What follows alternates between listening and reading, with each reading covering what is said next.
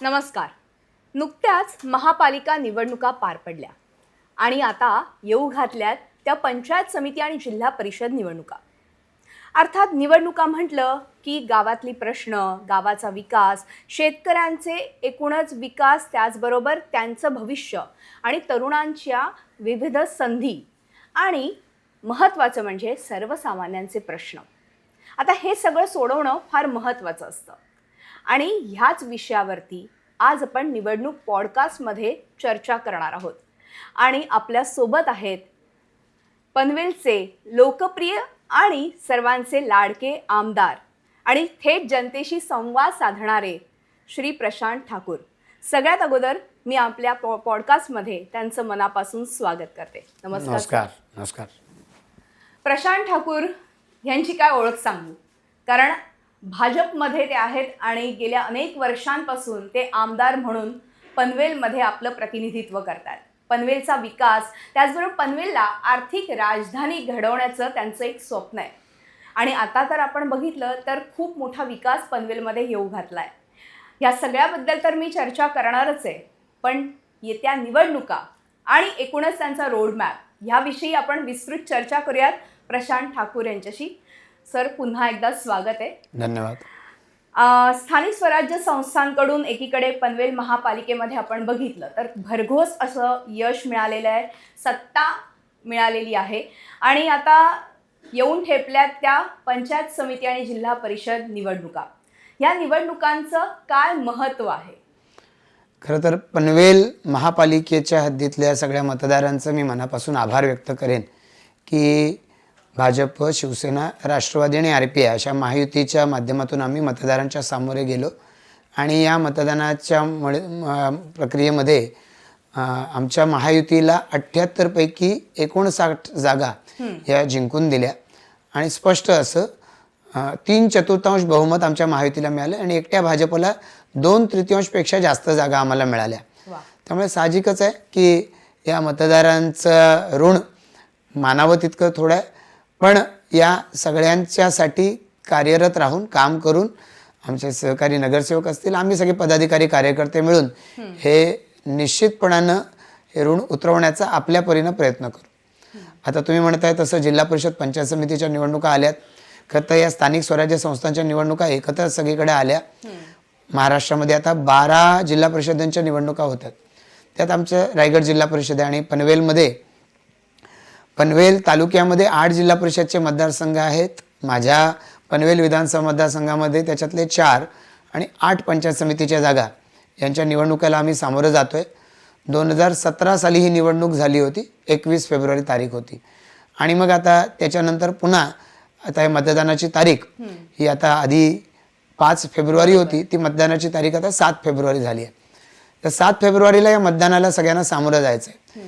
यामुळे निश्चितच आहे आम्हा सगळ्यांच्या मनामध्ये उत्सुकता आहे की या महापालिकेच्या प्रमाणे या ग्रामीण भागामध्ये सुद्धा यश मिळालं पाहिजे. या सगळे कार्यकर्ते उत्सुक आहेत आमचे ग्रामीण भागातले.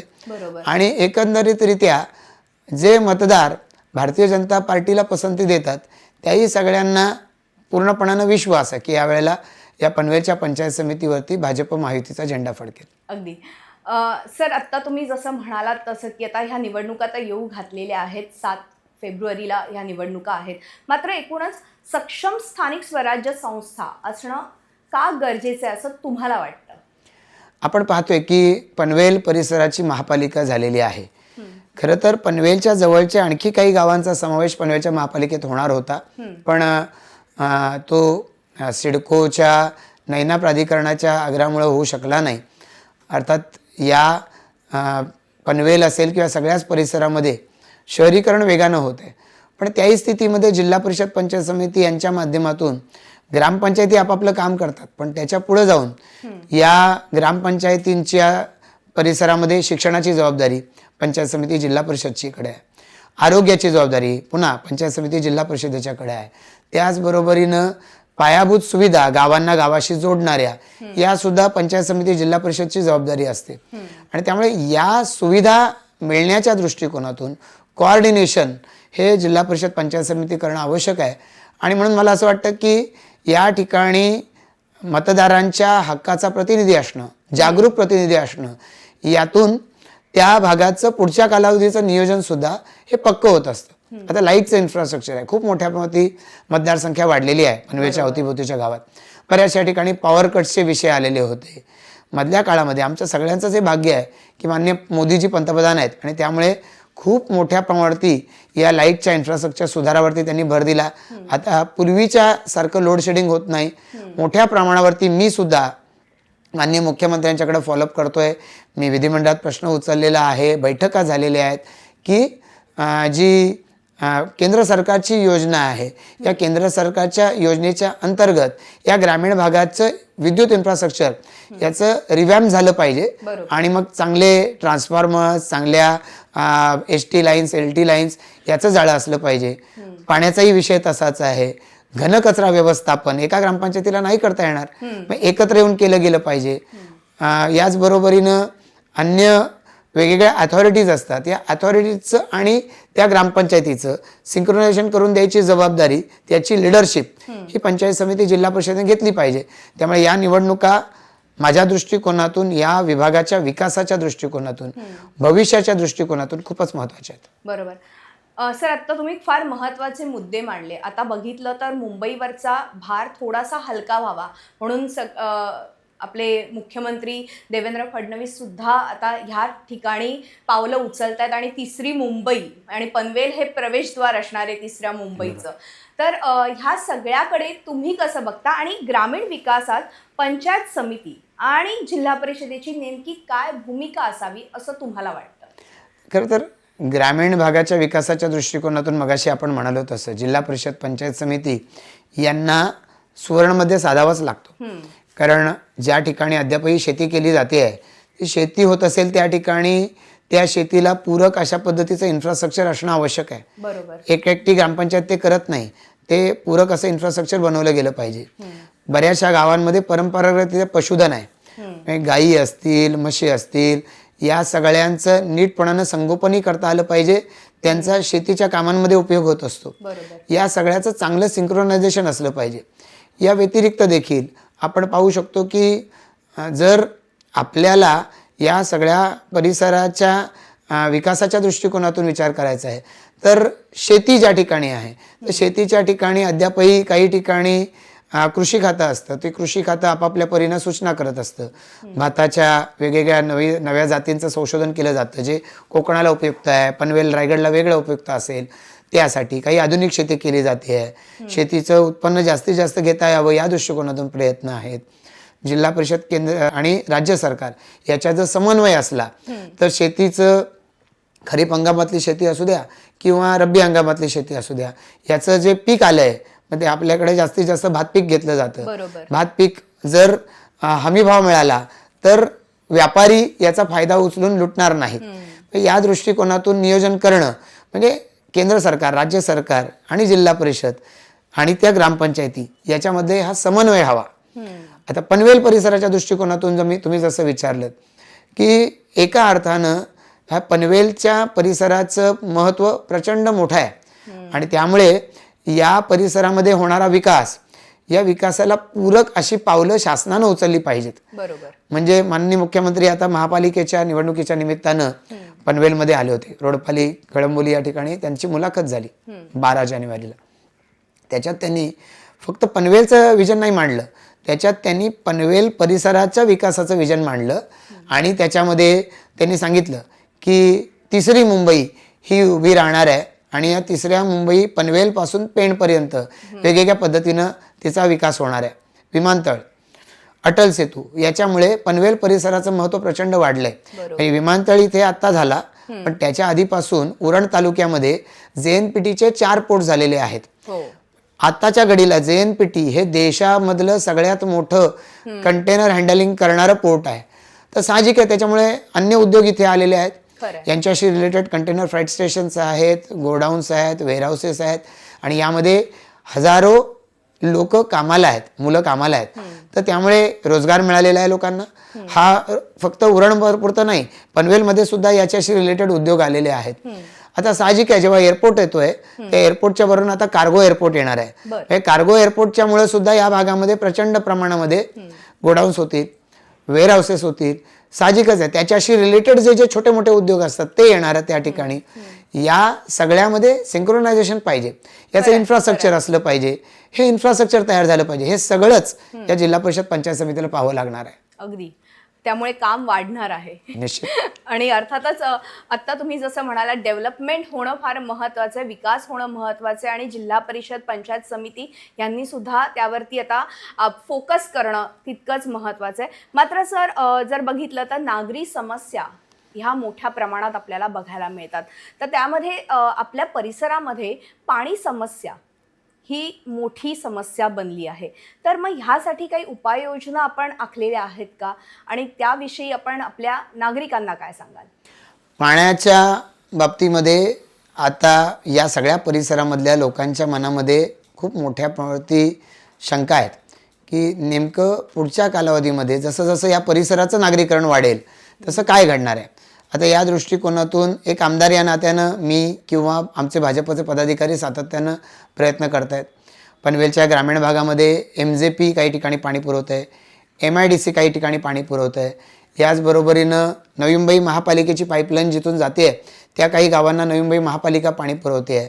अर्थात काही ठिकाणी मग नवी मुंबई महापालिकेच्या बरोबर आमचे संघर्ष झालेले आहेत, कारण जेवढा पाणी आम्हाला कोटा वाढून हवा आहे नवी मुंबई महापालिका ते द्यायला तयार नाही.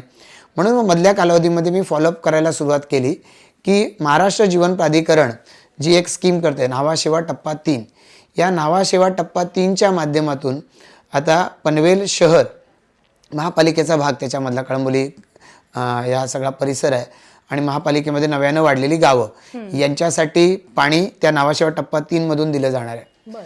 विमानतळाच्यासाठी आणि करंजाडे याच्यासाठी सुद्धा त्या न्हावा शेवा टप्पा 3 मधलंच पाणी दिलं जाणार आहे. तर या सगळ्यामुळे या न्हावा शेवा टप्पा 3चं पाणी हे लवकरात लवकर त्यांच्यापर्यंत पोहोचणं आवश्यक आहे. साधारणपणानं एप्रिल किंवा फार फार तर मे अखेरपर्यंत ही न्हावा शेवा टप्पा 3ची सगळी कामं पूर्ण होणं अपेक्षित आहे. तर याच्या माध्यमातून किमान 75 ते 100 MLD पाणी हे वाढणार आहे. आणि ज्याचा अर्थ असा आहे की या सगळ्या भागामधली आज असलेला जो पाण्याचा तुटवडा आहे पुढच्या 5-7 वर्षासाठी किमान तो त्याच्यातला तुटवडा हा पूर्णपणाने मिटणार आहे. बरोबर. प्रधानमंत्री जल जीवन मिशन याची कामं देशात सगळीकडे सुरू आहेत, आणि या माध्यमातून आता जवळपास प्रत्येक गावामधल्या पिण्याच्या पाण्याच्या टाक्या, त्यांच्या पाईपलाईन्स आणि त्याच्याच बरोबरीनं स्त्रोत याचंही आयडेंटिफिकेशन झालंय. काही ठिकाणी जिथे इथे या स्त्रोतातून पाणी जात नाही तिथं ते ग्राउंड वॉटर वापरतात, म्हणजे बोरिंग करून. तर हे टाळलं पाहिजे आणि तिला पाण्याची लेवल मेंटेन झाली म्हणजे शेतीलाही अडचण होऊ नये.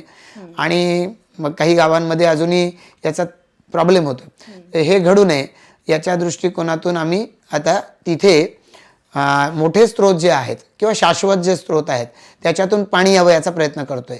सध्या मार्च, एप्रिल, मे या 3 महिन्यामध्ये पाण्याचं दुर्भिक्ष मोठ्या प्रमाणात होत आहे. आणि मग या दृष्टिकोनातून आम्ही मुख्यमंत्र्यांच्याकडे बैठका घेतल्यात. मुख्यमंत्र्यांच्या बरोबर 2 बैठका या संदर्भामध्ये पार पडल्यात पनवेलच्या पाणी पुरवठ्याच्यावरती, आणि मुख्यमंत्र्यांनी याच्या संदर्भात आढावा घेतलाय. सिडको जसं उल्वानोड आणि परिसरामध्ये हेटवणे धरणाचं पाणी देतं तसं सिडको आता बाळगंगा धरणाचंही काम पूर्ण करण्याच्या स्टेजवरती आहे, ते लवकर होईल. कोंडाणे धरण सिडको नैना परिसरासाठी विकसित करणार आहे, आणि त्या माध्यमातून त्या नैना परिसराच्या पाण्याचा विषय सुटेल. पनवेल महापालिका आणि शेजारचा ग्रामीण भाग आणि कर्जतमध्येही ज्या ठिकाणी हे धरण बनतंय शिलार नावाचं धरण, त्या शिलार धरणाच्या माध्यमातून 550 MLD म्हणजे 550 दशलक्ष लिटर प्रतिदिवस एवढं पाणी हे त्याच्यातून उपलब्ध होईल. आणि मला असं वाटतं की त्यामुळे हे साखळी परत सतत चालू राहील. त्याच्या टेंडर झालंय, त्याच्या वर्क ऑर्डर झालेले आहेत, त्याच्यामुळे ते काम आता या निवडणुका संपल्या की लगेचच चालू होईल. मोठा कार्यक्रम करणार त्याच्या दृष्टिकोनातून मला खात्री आहे CM त्या कार्यक्रमाला येतील. पण तो कार्यक्रम होईल आणि त्या दृष्टिकोनातून पुढच्या पिढ्यांची पाण्याची चिंता मिटू शकेल इतकी क्षमता त्या शिलार धरणाची आहे. बरं. म्हणजे अशा पद्धतीने हे सगळे आता डेव्हलपमेंट जशी होते तसा पाण्याचा प्रश्नही आपण निश्चितपणानं, सोडवत आहोत असं म्हणायला हरकत नाही. Yes. जिथे विकास तिथे रस्ते बांधणी आणि सगळं सुरू होतं. अर्थातच आता समृद्धी महामार्ग सुद्धा कळंबोलीतून जाणार आहे आणि विकास आता टप्प्याटप्प्याने विकसित होतोय पनवेलचा आणि पनवेलच्या पुढचा सुद्धा. सर, मला ह्याच अनुषंगाने तुम्हाला प्रश्न विचारायचा आहे, कारण की सगळ्यात महत्त्वाचं म्हणजे कनेक्टिव्हिटी ही महत्त्वाची असते. म्हणजे जसे आता नागरीकरण वाढतंय तशी कनेक्टिव्हिटी देखील आता वाढली पाहिजे. भविष्यामध्ये रस्त्यांचं हे जाळं कसं विणलं जाणार आहे? खरं तर आपण पाहू शकतो की आता पनवेलमधूनच मुंबई, पुणे किंवा बँगलोरपर्यंतचा हायवे हायवे 4 जातो. पनवेल पासून गोवा हायवे, नॅशनल हायवे आता 66 झाला. तो पनवेल पासून सुरू होतो. पनवेल मधूनच एक्सप्रेस हायवे जातो. मोठे मोठे महामार्ग पनवेल तालुक्यातून जात आहेत. आता यांना जोडणारे आणखीन हायवेज बनत आहेत. म्हणजे मल्टी मॉडेल कॉरिडॉर बनतोय, जो विरार अलिबाग असा माननीय देवेंद्र फडणवीस साहेबांनी याला चालना दिलेली आहे.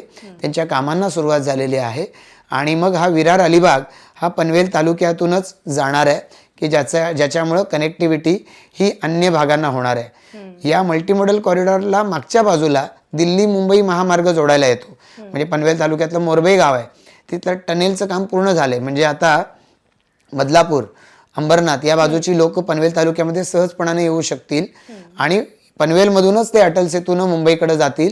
इतक्या जवळ हा महामार्ग जोडणार आहे. तर याला दिल्ली मुंबई महामार्ग तिथपर्यंत आला आणि तिथून पुढे मल्टी मॉडेल कॉरिडॉर हा पनवेल तालुक्यातच पुढे पेण तालुक्याकडे जाणार आहे. या व्यतिरिक्त खारघर आणि विमानतळ किंवा अटल सेतू यांना जोडणारा रस्ता तयार होतोय.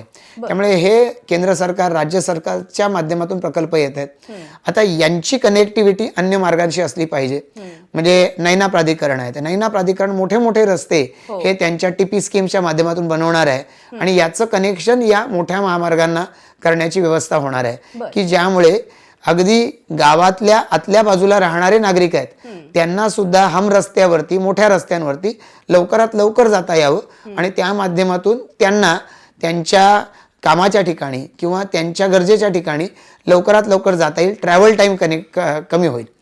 आता हे कळत असताना मी आता 2009 सालापासून आमदार आहे. त्यामुळे तेव्हापासून आदिवासी खेडेपाडे असू द्या, ग्रामीण भाग असू द्या, शहर असू द्या, प्रत्येक ठिकाणच्या इन्फ्रास्ट्रक्चरवरतीच भर दिलेला आहे. आणि सुदैव आहे आमचं की माननीय नरेंद्र मोदींच्या नेतृत्वाखाली गडकरी साहेब काम करतायत. त्यामुळे रस्त्यांच्या कामाला प्रचंड निधी दिला जातो. जसं मोदीजींचं विजन आहे विकासाचं तसंच देवेंद्रजींचं आहे.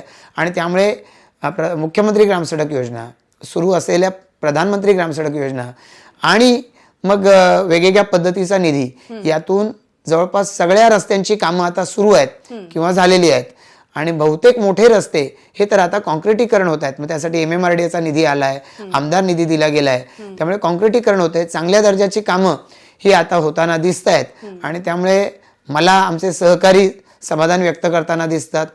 आमच्या स्वतःच्या काही रिक्षांच्या संघटना आहेत, त्या रिक्षाच्या संघटनाच्या माध्यमातून आमचे जे रिक्षा चालक सहकारी आहेत हे सुद्धा आता समाधान व्यक्त करतात की आता रस्त्यांचा प्रश्न हा आता जवळपास मिटत चाललाय. बरोबर.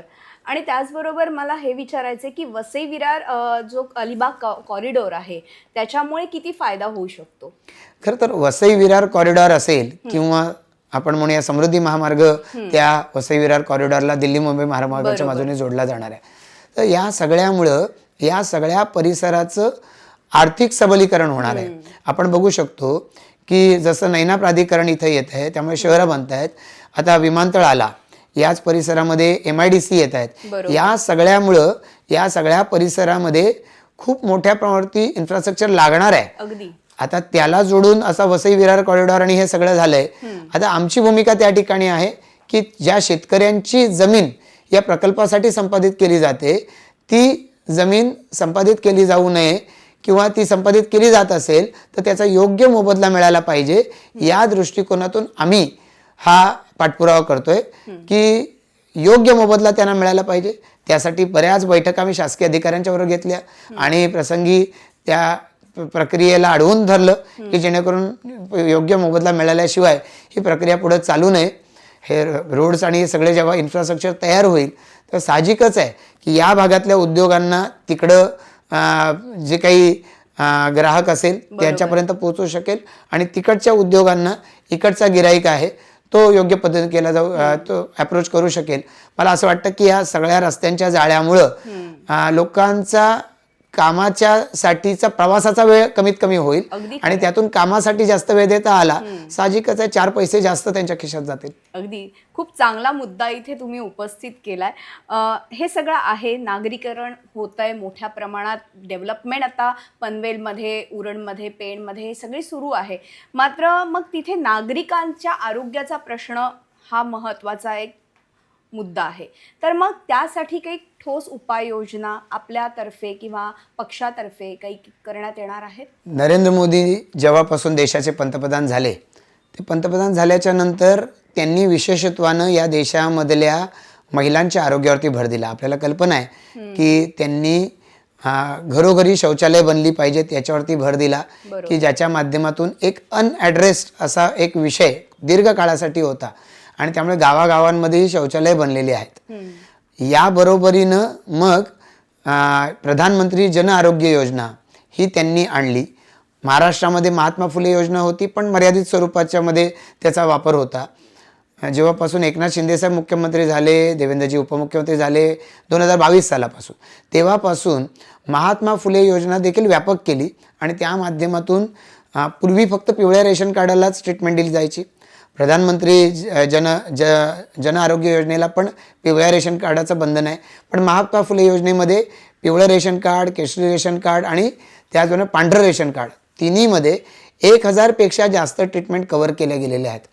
या व्यतिरिक्त देखील आपल्याला पाहायला मिळतं की दरवर्षी वेगवेगळ्या पद्धतीचे मेडिकल कॅम्प्स विशेषत्वानं महिलांसाठी घेतले जातात, ज्येष्ठांसाठी घेतले जातात आणि आता तर लहान मुलं की जी अगदी लहान वयामध्ये काही वेळेला त्यांना हृदयरोगाच्या समस्या येतात, तर त्यांच्यासाठी सुद्धा वेगवेगळ्या पद्धतीच्या तपासण्या आणि त्या सर्व व्यापक अशा पद्धतीच्या घेतल्या गेल्या की ज्याच्यातून कोणीही पेशंट सुटू नये आणि त्यामुळे हे दरवर्षी घेतलं गेल्यामुळं त्याचा फायदा होतो आहे.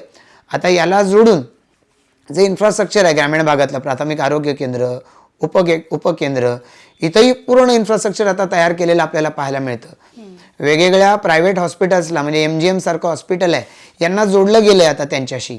शंकरा आय हॉस्पिटल आहे, हे Shankara eye hospital, Lakshmi eye institute यांच्यामधून आता आशा वर्कर्स ज्या आहेत, खरं तर या कणा आहेत आमच्या या आरोग्य व्यवस्थेचा, त्या आशा वर्कर्सच्या माध्यमातून आता खूप मोठ्या प्रमाणावरती जो डाटा गोळा होतो त्याच्या आधारे ट्रीटमेंट केली जाते आणि त्यामुळं निश्चितपणानं आपल्याला या सगळ्याचा खूप मोठ्या प्रमाणात फायदा होताना दिसतोय.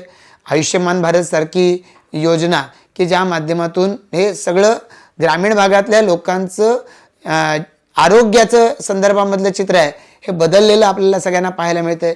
आम्ही म्हणजे मी स्वतः रामशेठ ठाकूर सामाजिक विकास मंडळाचा अध्यक्ष आहे. 2006 सालापासून दरवर्षी आम्ही महाआरोग्य शिबिराचं आयोजन करतो. या व्यतिरिक्त आरोग्य शिबिरांचं आयोजन करतो. हजारो नागरिक या शिबिराचा फायदा घेतात. पनवेल परिसरातली सर्व मोठी हॉस्पिटल्स ते त्यांच्या सेवा देऊ करतात. आमच्या पनवेल परिसरातले सगळे डॉक्टर्स जे 20-20, 25-25 वर्ष किंवा पिढ्यानपिढ्या सेवा देत आहेत हे या शिबिरांमध्ये येतात, निदान करतात, उपचार करतात. आम्ही मोफत औषधं देतो आठवडाभराची आणि पुन्हा जर त्यांना मोठ्या ट्रीटमेंटची आवश्यकता असते तर त्याच्यामध्ये डिस्काउंट दिला जातो. आज आमदार महेश बालदीजी यांच्या माध्यमातून आदिवासी भाग आहे त्यांच्या मतदारसंघात मोठ्या प्रमाणात, तर आदिवासी भागामध्ये फिरते दवाखाने दिले जातात.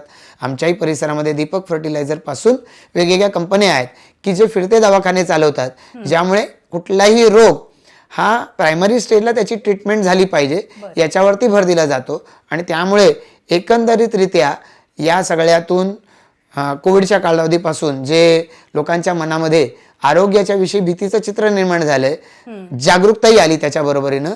या जागरूकतेचा फायदा घेऊन आता लोकांना आम्ही वेळीच उपचार करण्याच्यासाठी पाठपुरावा करत असतो. बरं, मग अशा पद्धतीने तुम्ही आरोग्याच्या याच्यावरती आता फोकस करत आहात, खास करून महिलांसाठी विविध आरोग्य योजना तुम्ही आणताय.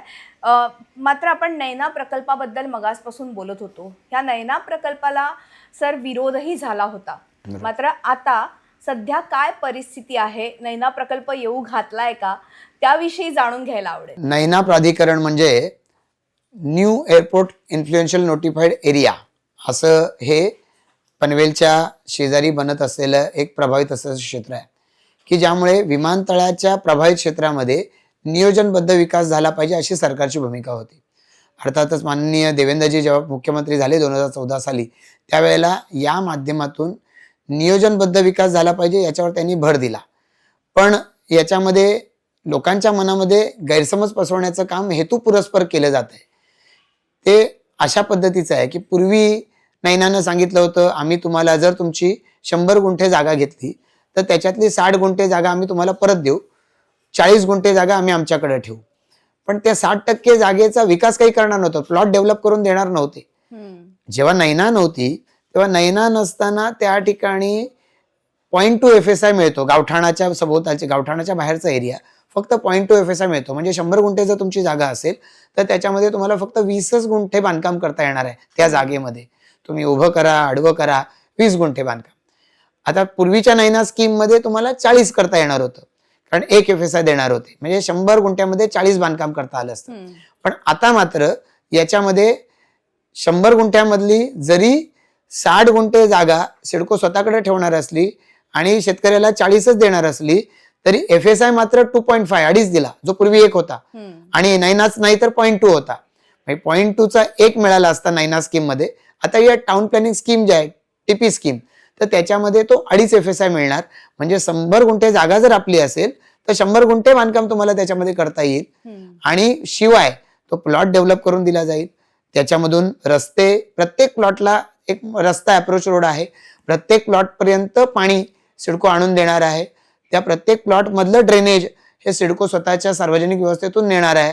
त्यामुळे एक आधुनिक असं शहर हे याच्या माध्यमातून बनणार आहे. अर्थातच आहे की सिडकोच्या आधीच्या अनुभवामुळं या संदर्भामध्ये लोकांचा विरोध हा खूप मोठ्या प्रमाणात होता.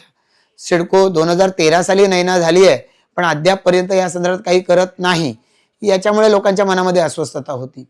आणि मग मागच्या विधानसभा निवडणुकीच्या तोंडावरती लोकांनी याचा काही प्रचंड बबरा केला. काही आज उमेदवार आहेत, या लोकांनी याच्यावरती आपली पोळी भाजून घ्यायचा प्रयत्न केला. ज्या लोकांची सतत पॉलिसीच राहिलेली आहे की तुम्हाला जर कन्व्हिन्स करता येत नाही तर कन्फ्यूज करा, आणि यांना कन्फ्यूज करण्यामध्येच मजा वाटते.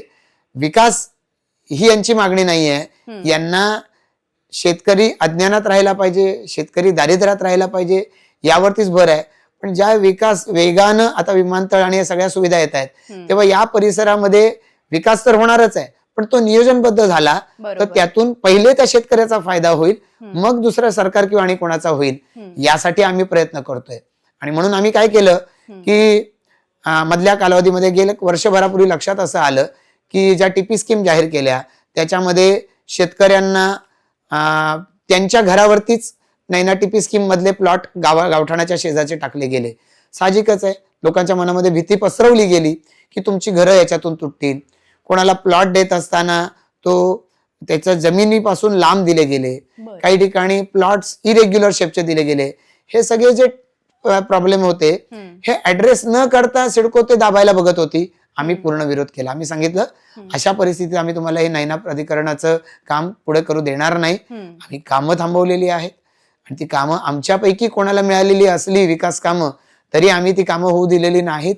या उलट आम्ही आग्रह धरून वारंवार बैठका घेऊन जो काही या संदर्भातला गैरसमज पसरवला जातोय तो दूर करण्याचा प्रयत्न केलाय.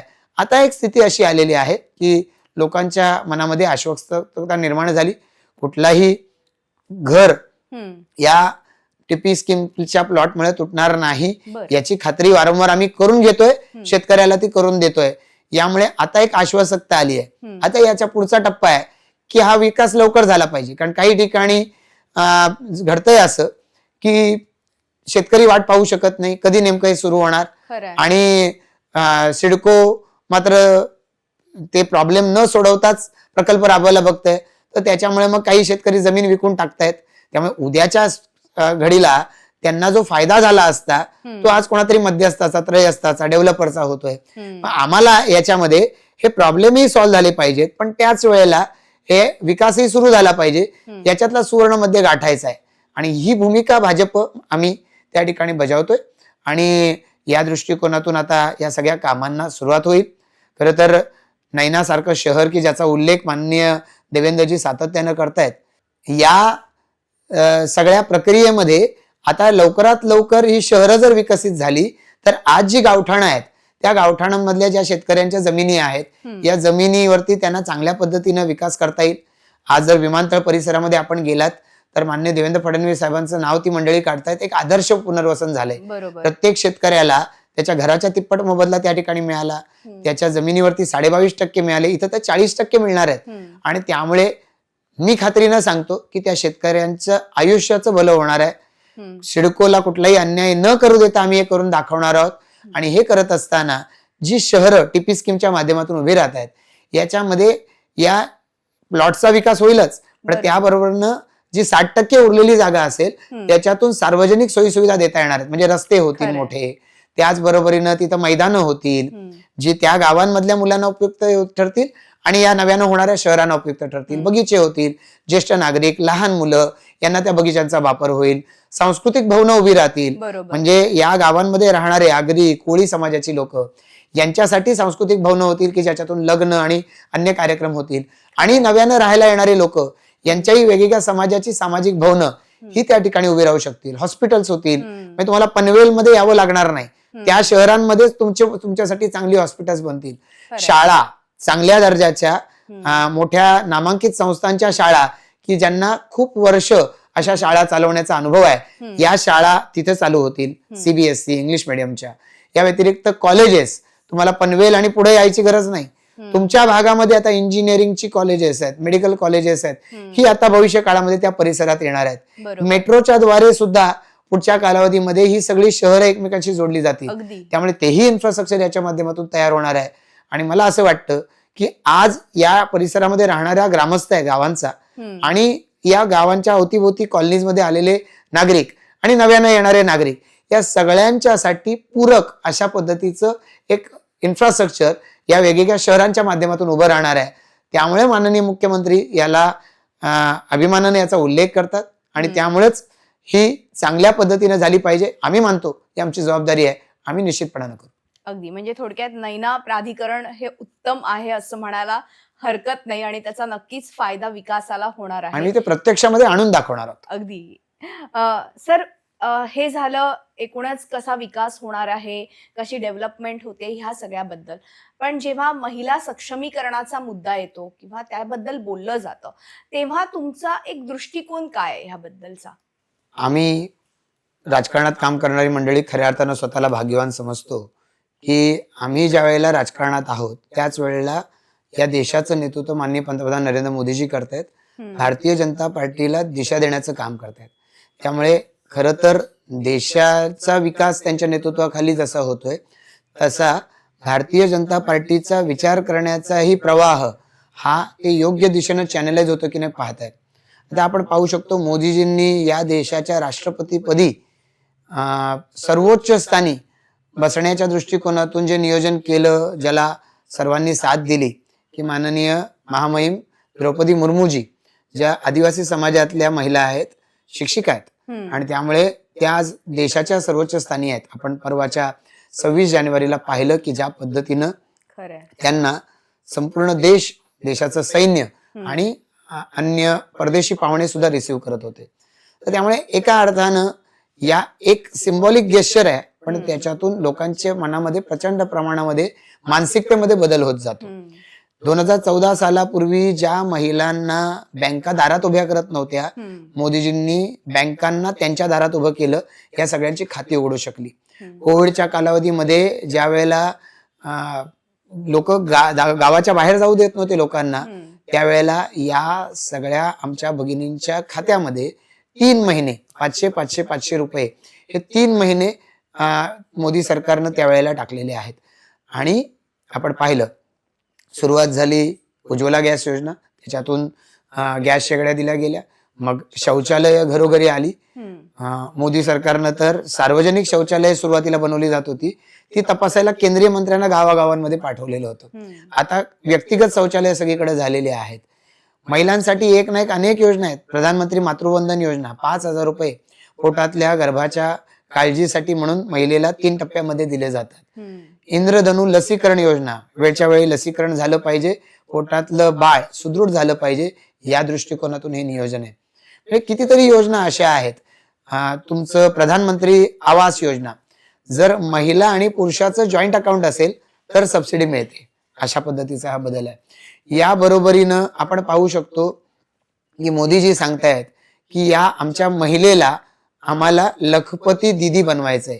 म्हणजे मध्य प्रदेशची योजना होती, तिथले शिवराज सिंग चौहान मुख्यमंत्री होते, की लाडली बहना योजना. खर तर त्यांना मध्य प्रदेशमध्ये सर्वत्र शिवराज मामा अशी हाक मारण्यात येते की मुलींचे मामा हे शिवराज मामा. 1,000 रुपये तिथे दिले जात होते. प्रचंड बदल मध्य प्रदेशमध्ये महिलांच्या जीवनामध्ये झाला. ही योजना महाराष्ट्र सरकारनं अडॉप्ट केली 2024 सालापासून. आणि आपण पाहतोय आरोप झाले वेगवेगळ्या पद्धतीचे भारतीय जनता पार्टीवरती, हे फक्त निवडणुकांसाठी सुरू केलंय, आता या विधानसभा निवडणुका संपल्या की योजना बंद होणार. काही बंद झालेलं नाही, तितक्याच उत्साहाने योजना चालू आहे. पण काँग्रेस कोर्टात जातं. योजना थांबवण्यासाठी आधी गेले विधानसभेच्या वेळेला, आताही गेले होते. या सगळ्याचा फरक हा लोकांना निश्चितपणानं दिसतो. कोण खरं काम करतंय हे लोकांना निश्चितपणानं कळतं. आता याला जोडून या सगळ्या महिलांना पंतप्रधानांचं उद्दिष्ट आहे ना, मग आम्ही महाराष्ट्रामध्ये 3 कोटी महिला जर बनवायच्यात तर त्याच्यातल्या 1 कोटी महिला महाराष्ट्रामध्ये आम्ही लखपती बनवू, हे देवेंद्र फडणवीस साहेबांनी ठरवलेलं उद्दिष्ट आहे. आणि त्याच्यामध्ये पनवेल परिसरामध्ये पण आम्ही त्या दिवसावर काम करतोय. तर हे करत असताना केवळ आपल्या या बहिणींचे फॉर्म भरणं एवढ्यापुरतं आम्ही मर्यादित ठेवलेलं नाही. आम्ही आमच्याकडून प्रधानमंत्री खनिकर्म योजना आहे, याच्यातून अशा रोजगारांची ज्यांना अपेक्षा आहे किंवा ज्यांची मानसिकता आहे अशा महिलांना घराला आपल्या कमाईचा हात द्यावा म्हणून आम्ही त्यांना शिलाई मशीन दिल्यात. आम्ही त्यांना घरघंटी दिलेल्या आहेत की ज्याच्या माध्यमातून त्या आपल्या घराच्या उत्पन्नाला एक जोड देऊ शकतात. पनवेल परिसरात आपण का आहोत, भाग्य आहे एका अर्थानं की या परिसराचं डेव्हलपमेंट मोठ्या प्रमाणात होत आहे. आता एक विमानतळ जेव्हा सुरू होतो त्या विमानतळाच्यामुळे देशाच्या जीडीपी मध्ये 1% भर पडते असं म्हणतात. 2025 सालाचा देशाचा जीडीपी हा 37 लाख कोटी रुपये होता. त्याचा 1% होतो 37,000 कोटी. 37,000 कोटी एका विमानतळामुळे देशात वाढतील. सगळ्यात पहिले ते जिथं विमानतळ झालं त्या परिसरात वाढतील. तर त्यामुळे या परिसरामध्ये विमानतळ म्हणजे तो डोमेस्टिक, मग येणार आहे कार्गो, त्याच्यानंतर येणार आहे आंतरराष्ट्रीय विमानतळ. याच्यामुळे या परिसरामध्ये अनेक छोटे मोठे उद्योग चालू होतील. या उद्योगांना पूरक असं आपण म्हणूया, त्यांना लागणारं खाणं पिणं, त्यांना लागणारे गणवेश, आणि इतके मोठे उद्योग येतील. हे सगळे उद्योग महिलांना करता येतात. आज या परिसरामध्ये असलेल्या बचत गटांचे आम्ही सातत्याने मेळावे घेत राहिले. या बचत गटांचं सक्षमीकरण करण्यासाठी आम्ही पाठपुरावा करतोय. या बचत गटांना या परिसरामध्ये असलेले हे जे उद्योग आहेत हे जर त्यांना दिले तर साहजिकच आहे की त्यांचं जीवनमान चांगल्या पद्धतीने सुधारू शकेल. आणि त्यातून या परिसरामधला जो महिला वर्ग आहे, ज्याला काहीतरी आपल्या कमाई करून आपल्या कुटुंबाला हातभार लावायचा आहे, ज्यांच्यामध्ये पुढे आत्मविश्वासानं जाण्याची क्षमता आहे, त्यांना हातभार लावणं, त्यांना सक्षमीकरणाच्या दृष्टिकोनातून आम्हाला प्रयत्न करायचा आहे.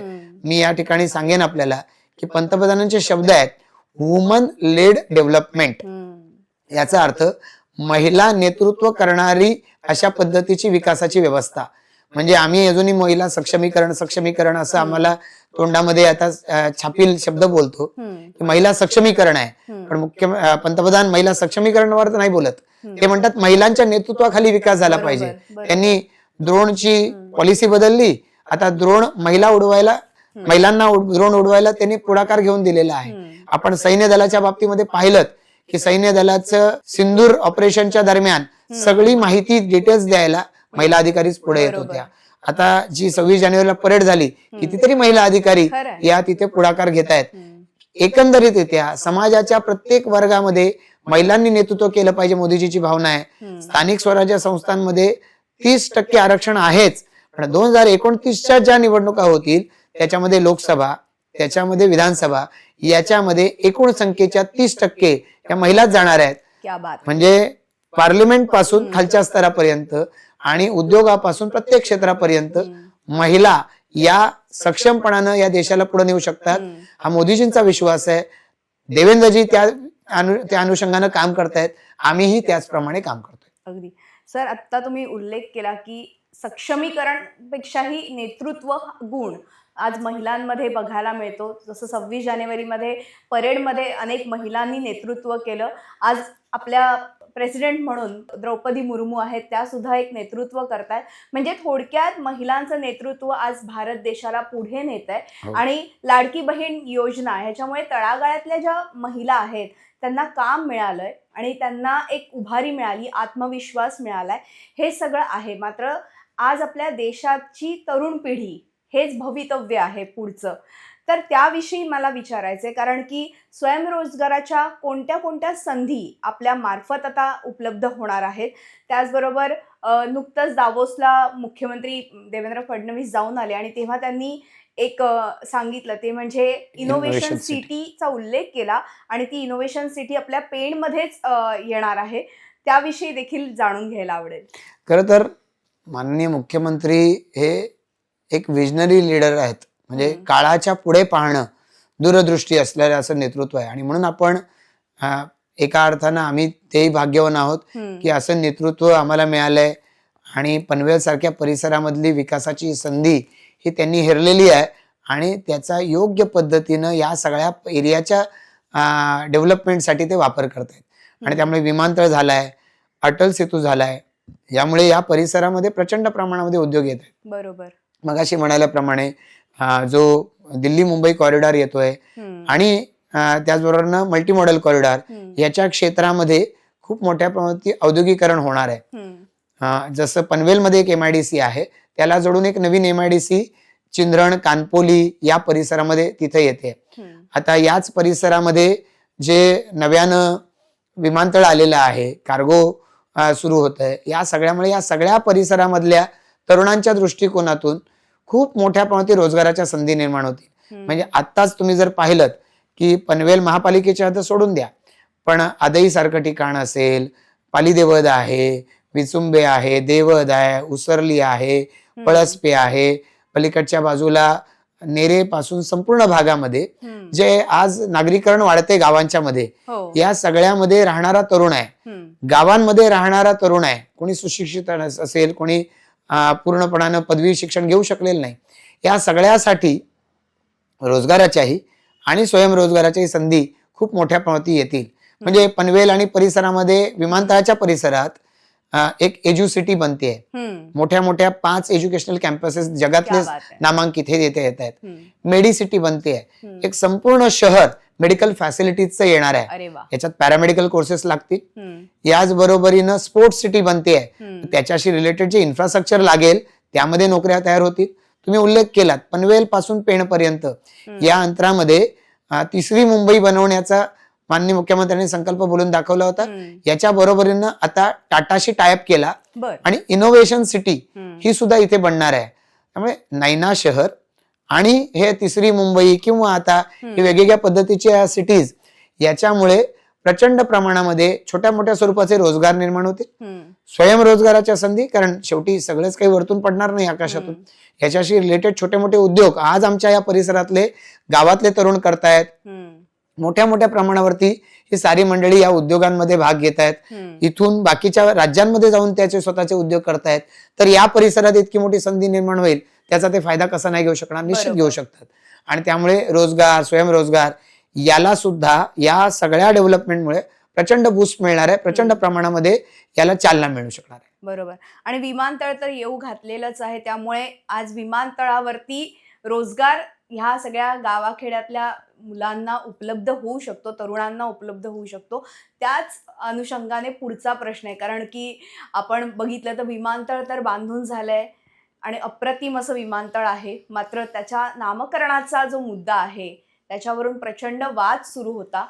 त्या वादाबद्दल कसं आहे की मुळामध्ये हा विमानतळाचं काम दीर्घकाळ अडकून राहिलं होतं. देवेंद्रजी मुख्यमंत्री झाले, त्यांनी माननीय पंतप्रधानांच्या कडून फॉलोअप करून घेतला, सगळ्या त्याच्या अडकलेल्या परवानग्या आणल्या आणि त्यामुळे विमानतळाचं काम सुरू होऊ शकलं. ते विमानतळाचं काम सुरू झाल्यानंतर साहजिकच आहे एका टप्प्यावरती नामकरणाच्या संदर्भातली चर्चा सुरू झाली आणि मागणी आग्रह सुरू झाला. पण यामध्ये महाविकास आघाडीचं सरकार सत्तेमध्ये होतं 2019 ते 22.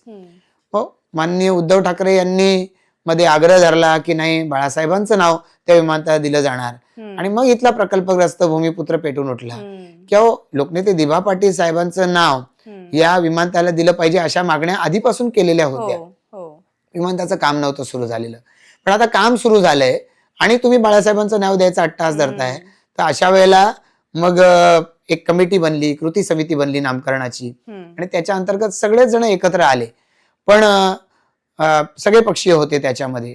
पण मग ज्या टप्प्यावरती याच्यासाठी आंदोलन करायची स्टेज आली त्यावेळेला मात्र महाविकास आघाडीमधले मग इथला शेतकरी कामगार पक्ष असेल, काँग्रेस असेल, त्यावेळेला राष्ट्रवादी एकत्र होती. मग आता ते शरद पवारांच्या नेतृत्वाखाली राष्ट्रवादी असेल, हे सगळे जण त्याच्यातून बाजूला झाले. शिवसेना याच्यामध्ये आता 2 फ्रॅक्शन आहेत. जो उद्धव बाळासाहेब ठाकरे गट आहे त्या माइंडची लोक ही बाळासाहेब ठाकरेंचं नाव राहिलं पाहिजे याच्या पाठीमागे राहिली आणि दिबा पाटील यांचं नाव दिल्या जाण्याच्या एकाही आंदोलनात या कुठल्या नेत्यानं भाग घेतलेला नाही. या सगळ्या काळामध्ये 2020 साली 21 साली आम्ही आंदोलन केलेले आहेत.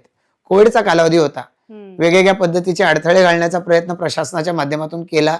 आम्ही तर मुख्यमंत्र्यांच्याकडे जाऊन विनंती केली, त्यांच्याकडे आग्रह धरला की माननीय बाळासाहेबांचं नाव महाराष्ट्रात मोठ्या ठिकाणी प्रकल्पांना अनेक ठिकाणी देता येईल, पण ज्या भूमीमध्ये दिबा पाटील साहेबांचा घाम गाळलाय त्यांनी, इथं अनेक सुधारणा करून या समाजाला वरती आणण्याचं काम केलंय. 60-60 हजार हेक्टर जागा ज्या परिसरातली संपादन होतीये त्या परिसरातल्या भूमिपुत्र प्रकल्पग्रस्ताला ताठ मानेनं उभं राहायचं अधिष्ठान हे दिबा पाटील साहेबांच्यामुळे मिळालेलं आहे. त्यामुळे त्यांचं नाव या विमानतळात दिलं गेलं पाहिजे. आम्ही साखळी आंदोलन केली, आम्ही सिडको कार्यालयाला घेराव घालायचं ठरवलं, ते आंदोलन आम्ही केलं, आम्ही मशाल मोर्चे काढले, आम्ही वेगवेगळ्या पद्धतीची आंदोलनं जी केली त्याच्यामधल्या माझ्या स्वतःवरती 4 केसेस आहेत. आमदार महेश बालदी आमचे सहकारी आहेत, त्यांच्यावरती 5 केसेस आहेत. अशा वेगवेगळ्या लोकांवरती, प्रमुख पदाधिकारी कार्यकर्त्यांवरती केसेस झाल्या. तुम्ही यादी पहा, या यादीमध्ये भाजपच्या पदाधिकाऱ्यांचीच संख्या ही जवळपास 95% ते 99% सापडेल आणि अन्य जे पदाधिकारी पक्षाचे कार्यकर्ते आहेत यांच्यावरती 4 ते 6%. म्हणजे याचा अर्थ असा आहे संघर्ष आम्ही केला, पण हे सरकार 22 साली गेले, 20 साल 21 साल यांची सत्ता होती. 22 साली जून महिन्याच्या शेवटच्या दिवशी यांचं सरकार जाईपर्यंत यांना सुबुद्धी सुसुडी नव्हती. मग सरकार जातंय, मग किमान सहानुभूती मिळवावी म्हणून यांनी जाता जाता ठराव केला ज्याच्यासाठी त्यांच्याकडे बहुमत नव्हतं, आधार नव्हता.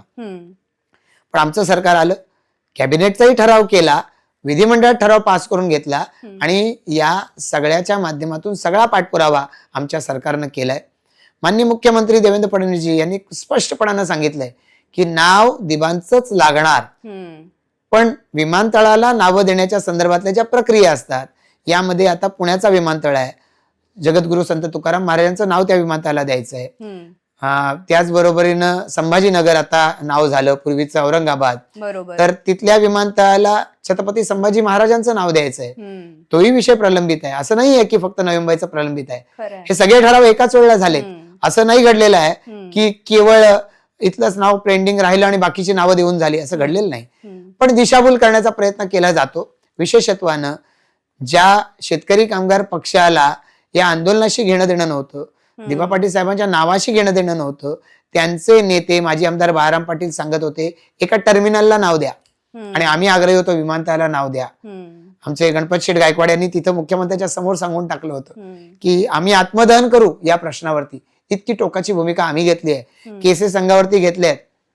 या सगळ्यामुळे कोणाचा खरा अधिकार आहे या नावासाठी भांडण्याचा तो आमचा आहे. आम्ही यासाठी दक्ष आहोत. केंद्र सरकारकडे पाठपुरावा करतोय, राज्य सरकार पाठपुरावा करतोय, मुख्यमंत्री पाठपुरावा करतोय. आम्हाला खात्री आहे हे नाव दिलंच जाणार आहे. पण ज्यांचं ग्राउंड हरवलंय त्यांना आता काही ना काहीतरी मुद्दे काढायचे आणि म्हणून विमानतळाच्या नावकरणाचा विषय काढलाय. आता तुम्ही बघा, तुम्ही सांगितलं विमानतळ चालू झालंय, या विमानतळामुळे पहिली भरती कोणाची केली आम्ही? ज्या गावांची जागा या विमानतळाला गेली त्यांचीच भरती आम्ही पहिले केली आहे. आम्ही करणार आहोत. पनवेल तालुक्यातली भरती करू, उरण तालुक्यातली करू, रायगड जिल्ह्यातली करू. कधी करू? ज्यावेळेला या गावांमधला सक्षम असा तरुण, मग त्याच्या ज्या क्वालिफिकेशन आहे त्याच्याप्रमाणे ऍब्सॉर्ब केला जातोय. जवळपास 2000च्या पेक्षा जास्त स्थानिक तरुण इथे ऍब्सॉर्ब केले गेले आहेत. अन्य गावांमधले, अन्य शेजारच्या परिसरामधले, या पनवेल मधल्या स्थानिक तरुण याला सुद्धा रोजगार दिला जाईल. पण ज्यावेळेला स्थानिकांची भरती, या सगळी क्षमता संपेल त्यानंतर करू. यावर उलटे आरोप झाले की पैसे खाल्ले जातात, हे केले जातात. एकही आरोप खरा करून दाखवू शकत नाहीत, एकही आरोप.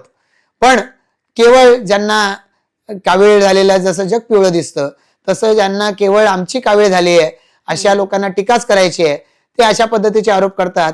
पण रोजगार स्थानिकांनाच मिळणार आणि नाव फक्त दिबांचंच देणार. अगदी. विरोधक नेहमीच विरोधाला विरोध करत असतात, म्हणजे असं नेहमीच आपल्याला बघायला मिळतं. आणि जिथे विकास होतोय, दिसतंय सगळं, मात्र विरोधक त्याला विरोध करतायत. हे सगळं आहेच. पण सध्या आता निवडणुकीचं वारं आता सुरू झालेलं आहे आपल्या ह्या भागामध्ये.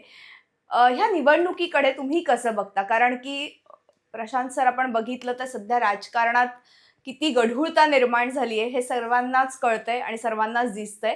आज आपण ह्या पक्षाला मतदान केलेलं असतं, ह्या पक्षाच्या आमदाराला किंवा ह्या पक्षाच्या नगरसेवकाला आपण मतदान करतो आणि नंतर तो दुसऱ्या पक्षात जातो, तेव्हा फार वाईट वाटतं. सर्वसामान्यांच्या भावना तिथे दुखावल्या जातात.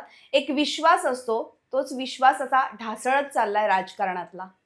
खरं तर कसं आहे की या सगळ्याला मला असं वाटतं की आजवर जी उभ्या झालेल्या राजकीय व्यवस्था आहेत या सगळ्या जबाबदार आहेत.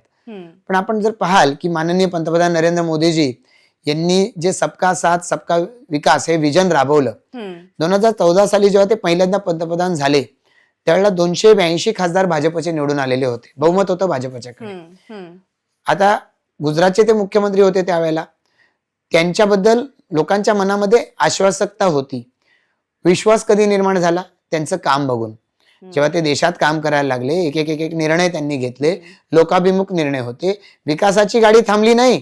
आणि या निर्णयांच्यामुळं देशाचा प्रवाह हा, पूर्वी म्हणायचे की जगातल्या 5 कचकड्याच्या ज्या अर्थव्यवस्था आहेत, या 5 कचकड्याच्या अर्थव्यवस्थांपासून आज 4थ्या क्रमांकाची अर्थव्यवस्था हा आपल्या देशाच्या अर्थव्यवस्था प्रवास झालाय.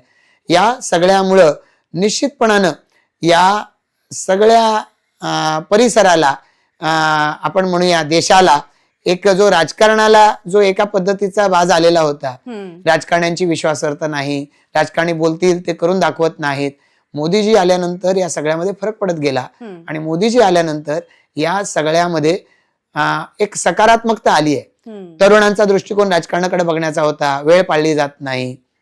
आज मोदीजींनी कन्सेप्ट आणल्या, एज ऑफ डुईंग बिझनेस, की ज्याच्या रँकिंग झाल्या, पॅरामीटर्स आखली गेली. पूर्वी जो जास्त गरीब असल्याचा कावा करेल त्याला जास्त निधी मिळायचा. आता स्मार्ट विलेजेस संकल्पना आल्या, स्मार्ट सिटी संकल्पना आल्या. याच्यातून जो जास्त तयारी करेल, जो जास्त नियोजन करेल त्याला जास्त निधी, अशा संकल्पना आल्यात. आणि त्यामुळे राजकारणाकडे बघण्याचा लोकांचा दृष्टिकोन बदलत चाललाय, हे तर आपण मान्य कराल. या बरोबरीनं या सगळ्या राजकारणामध्ये अलीकडच्या काळामध्ये आपण पाहतो भाजपची भूमिका काय राहिली आहे? भाजपची भूमिका राहिली आहे, आला तसा घेतला, पाहिजे तसा घडवला. म्हणजे आम्हाला जर राजकारण करायचं आहे, लोकसंख्या 145 कोटीच्या वरती गेली आहे देशाची. जे भाजपमध्ये आधीपासून होते किंवा तेच भाजपमध्ये राहतील अशी भूमिका नाही. मीही कधीतरी एका टप्प्यावर भाजपमध्ये आलो 2014 साली, मला स्वीकारलं गेलं, मला जिल्हाध्यक्ष पदाची जबाबदारी दिली गेली आणि त्यानंतर आता मी माझ्या सहकाऱ्यांना सुद्धा सोबत करतोय. तर याच पद्धतीनं वेगवेगळ्या राजकीय विचारधारांची मंडळी आज भाजपबरोबर जोडली गेली आहेत, भाजपच्या बरोबर काम करतायत आणि भाजपची विचारधारा आम्ही सगळेजण आत्मसात करतोय. हा फरक आहे आणि हा फरक यावा लागेल यासाठी की परंपरागतरित्या काँग्रेस दीर्घकाळ या देशावर राज्य करत होती. आमच्याकडे पनवेलमध्ये शेतकरी कामगार पक्ष राज्य करत होता. पण जेव्हा त्यांच्या आश्वासनांमधला, त्यांची कथनी आणि करणी याच्यातला फरक जेव्हा लक्षात यायला लागला, ते नेत्यांच्या बरोबरची जनता आधीच भाजपवर यायला सुरुवात झाली होती. कार्यकर्ते थांबले होते, त्या कार्यकर्त्यांनी सांगितलं आता बदला, विचार बदला, नाहीतर आम्हाला पक्ष बदलावा लागेल. हळूहळू ते नेते आमच्या सोबत येत गेलेले आहेत आणि हे चित्र बऱ्याचशा ठिकाणी दिसतंय. म्हणून आज अनेक राज्यांमध्ये भाजप लोकसभेमध्ये आहे, राज्यांमध्ये विधानसभेमध्ये आहे आणि स्थानिक स्वराज्य संस्थांमध्ये पण भाजप एक नंबरचा पक्ष ठरतोय. अरे वा. तर ह्या सगळ्यांचा समावेश होतोय. पण हे करत असताना अगदी नीतिमत्ता बाजूला टाकून असे कुठले निर्णय घेतले जात नाहीत. ज्या वेळेला काश्मीरमध्ये ज्या मेहबूबा मुफ्ती होत्या त्यांच्याबरोबर सरकार केलं, भाजपवर अनेक लोकांनी आक्षेप घेतले, पण त्याच सरकारच्या कालावधीमध्ये एक निर्णय घेतला की ज्याच्या आधारे 370 कलम पुढे हटवता आलं. त्या दिवशी जर ते सांगितलं असतं त्याच्या पाठीमागचं कारण, तर मला वाटत नाही आज 370 कलमाच्या बेड्या काश्मीरच्या पायातून हटल्या असत्या. काही निर्णय हे देशाच्या भवितव्यासाठी घेतले झाले तरी ते पूर्ण उघड करून त्याच्या पाठीमागची उकल करून सांगता येत नाही आणि त्यामुळे घडतंय. पण मला विश्वास आहे की आज ज्या पद्धतीनं मोदीजी काम करतायत, एक उदाहरण ठेवतात ते राज्यांच्या पुढे. आज देवेंद्रजी काम करतायत, एक आमच्या पुढे उदाहरण आहे की कशा पद्धतीनं नेत्यानं झोकून काम केलं पाहिजे. देवेंद्रजी काम करतात, एक ऊर्जेचं भंडार आहे. त्यांच्याकडे कुणी कुठलंही काम घेऊन जाऊ दे, कुठल्याही पक्षाचा आमदार घेऊन जाऊ दे, त्याचं काम देवेंद्रजी जर होण्यासारखं असतं तर पटकनच करून टाकतात. आपल्या सगळ्यांचं दुर्दैव आहे की सन्माननीय अजितदादा आपल्यामध्ये नाहीत. पण अजितदादांची कामाची शैली होती की काम होणार असेल तर होणार सांगणार आणि होणार नाही तर नाही सांगणार. त्यामुळे त्यांचा स्वभाव देवेंद्रजींना प्रचंड भावला आणि अशी रोखटोक स्वभावाची माणसं एकत्र आली. सन्माननीय एकनाथ शिंदे साहेब हे शिवसेनेचं नेतृत्व करतायत. प्रत्येक पक्ष आपापली आयडिओलॉजी घेऊन चालतो, पण राज्याच्या विकासासाठी काही आपल्या अजेंडा मधला एकमेकांना खुपणारा भाग असेल तर तो बाजूला ठेवावा आणि लोकांच्यासाठी एकत्र यावं. या दृष्टिकोनातून आज हे राजकारण घेऊन पुढे चाललोय. आम्हाला विश्वास आहे, जिल्हा परिषद निवडणुका आहेत, पंचायत समिती निवडणुका आहेत, आधी महापालिका झाल्यात, आता नुकत्याच नगरपालिका झाल्यात त्याच्या आधी. आणि आपण पाहताय की नगरपालिका महापालिका भाजपच्या जागा जेवढ्या आल्या, अन्य सगळ्या पक्षांची टोटल तुम्ही करून बघा, सगळ्या पक्षाची टोटल सुद्धा भाजपच्या एवढी होत नाही. ही भाजपची विश्वासार्हता आधी नगरपालिकांमध्ये वाढलेली पाहिली, नगराध्यक्ष थेट भाजपचे निवडून आलेले आपण पाहिले आणि आता आपण पाहतोय महापालिकांमध्ये सुद्धा सगळ्यात जास्त महापालिकेचे नगरसेवक भाजपचे निवडून आले. याचा अर्थ भाजपचा जनाधार वाढतोय. हेच चित्र तुम्हाला जिल्हा परिषद पंचायत समिती निवडणुकांमध्ये बघायला मिळणार आहे. अगदी. आणि मला वाटतं भाजप हे लोकनेता आहे, म्हणजे भाजपचे प्रत्येक जण, प्रत्येक कार्यकर्त्यापासून अगदी आमदार, मुख्यमंत्री हे सगळेच जण लोकनेता म्हणून ओळखले जातात. लोकांशी त्यांचा खूप संबंध असतो आणि लोकांसाठी त्यांना कार्य करायचंय, म्हणूनच आज भाजप मुख्य पदावर आहे आणि निवडून येत आहे.